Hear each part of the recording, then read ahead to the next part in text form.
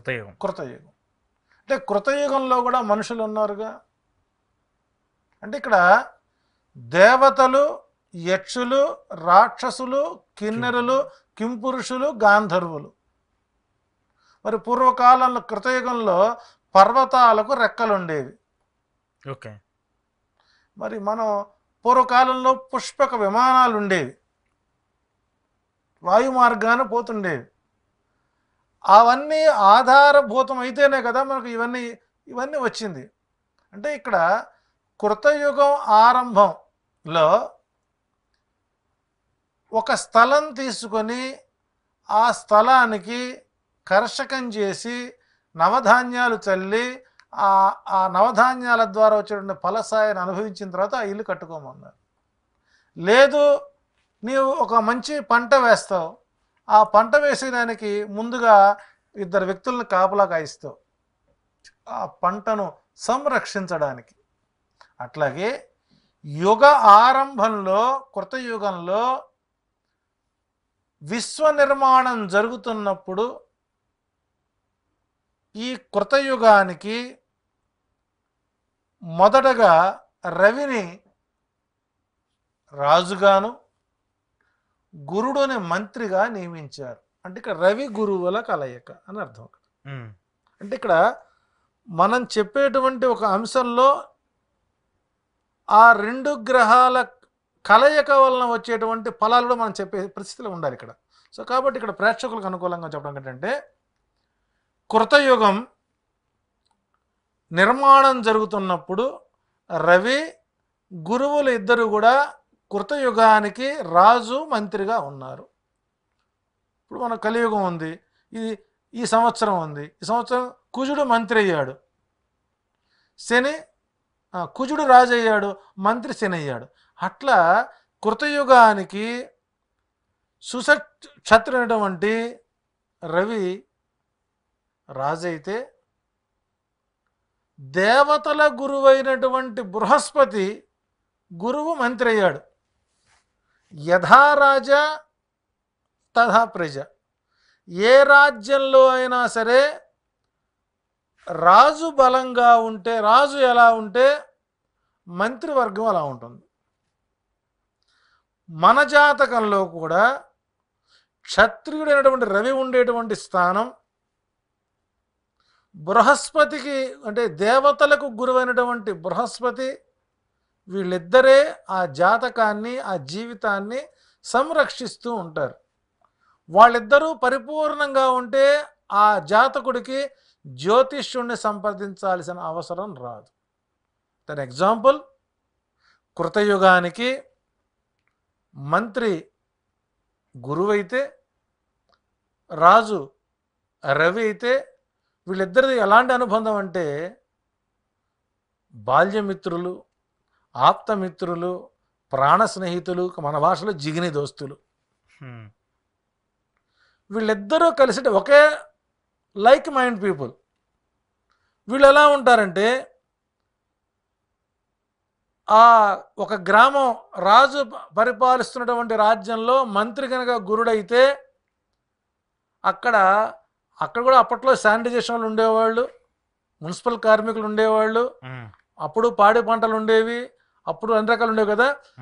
ఒకవేళ ఇంటి బూజు కనుక దులిపితే పూర్తి స్థాయిలో 100కి 10 భాగాలు బంగారపు రజన వచ్చేదట. అంటే కృతయుగంలో సేవకుల ఇళ్ళు, సేనాధిపతుల ఇళ్ళు, సర్వ సైన్యాధ్యక్ష పదవుల ఇళ్ళు టోటల్ స్వర్ణమయమే, అంత బంగారమే. పూర్తి స్థాయిలో బంగారంతోనే కృతయుగం నిర్మాణం కొనసాగింది.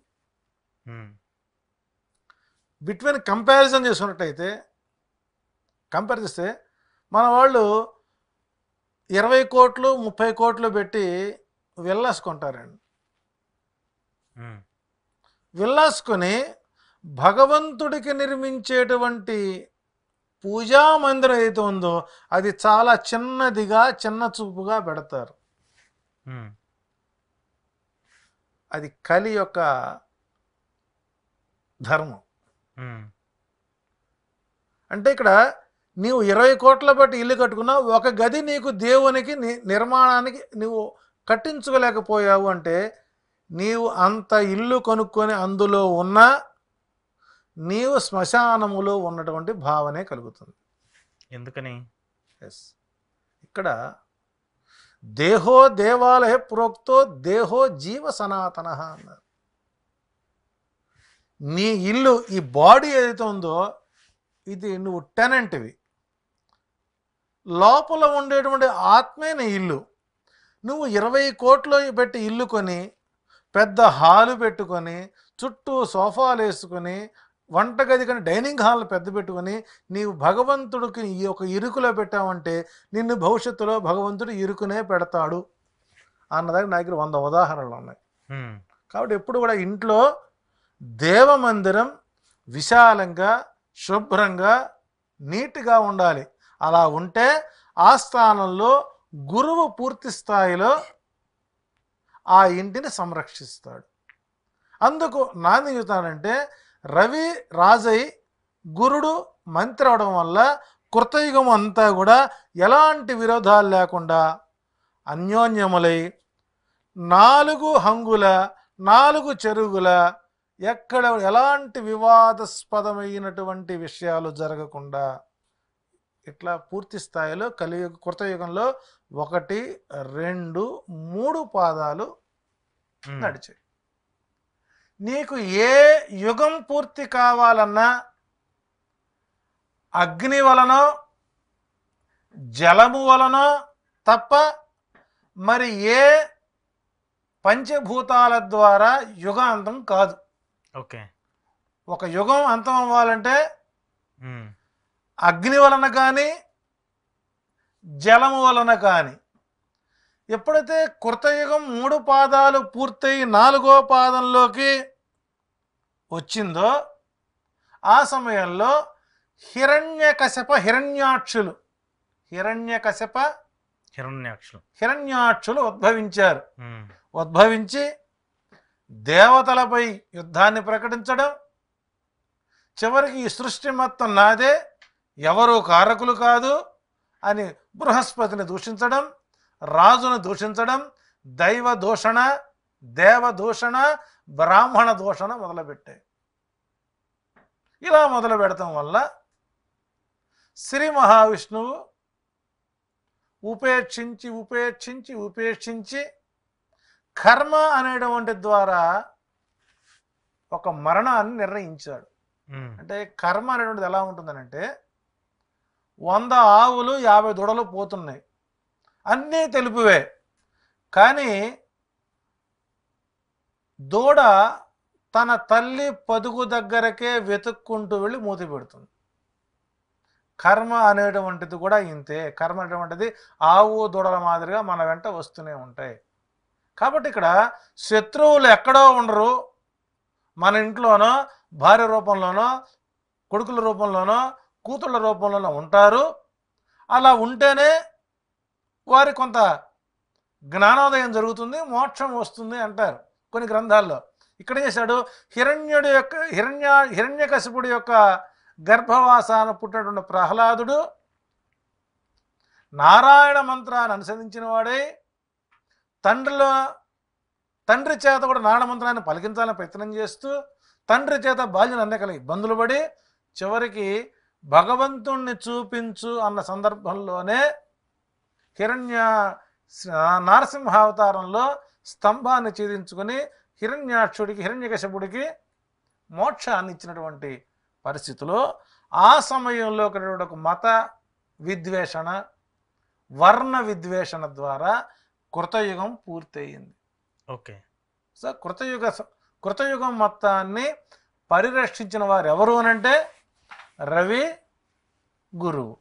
అట్లాగే ఈ రవి గురువులు గనక మీ వ్యక్తిగత జాతకంలో ఏ స్థానంలో ఇద్దరూ కలిసి ఒకే స్థానంలో ఉన్న, కేంద్రకాల్లో ఉన్న, కోణాల్లో ఉన్న ఈ రవి గురువుల యొక్క ప్రభావం వలన పూర్తి స్థాయిలో జీవితంలో ఎప్పటికైనా సరే అత్యున్నత శిఖరాలకు వెళ్ళి పదోన్నతుల ద్వారా కానీ ఒక రాచరిక వ్యవస్థలో, ఉదాహరణకి మనకు బ్రిటన్ ప్రధాని ఉమ్. మన ఆంధ్రుడు, తెలుగు అంటే ఇండియన్ భారతీయుడు, ఋషి సునక్. అతను ఆంధ్రుడి యొక్క అల్లుడు కదా.